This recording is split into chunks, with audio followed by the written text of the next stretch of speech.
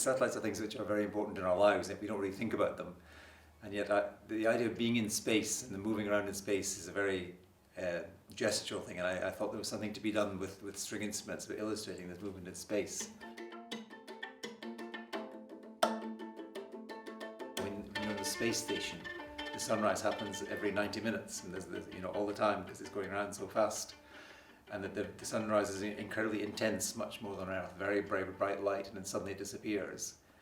And I thought this was a very inspiring idea for the piece. So if actually the piece, this spectral sunrises lasts 4 minutes, I think there are 3 sunrises, so they're very fast sunrises. And sunrises, I use the metaphor of light and sound. When there's light, when there's sound, there's light, and when there's no sound, there's no light. So the sound gets very intense in the sunlight and then disappears. The bow is something that shows you what you're hearing.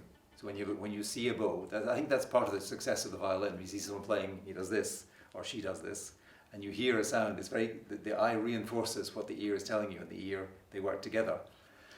And I'm very interested in the bow. I think there's much more you can do with the bow than we usually do. I thought, why not, if you read it down and up, it'd be like this. So I had the idea to play a stroke like this, where the bow is really going up and down. And that would be the first dimension. And in the second dimension, I thought you could move the bow like this, and this gives you a very nice, and when you learn to do it properly, you get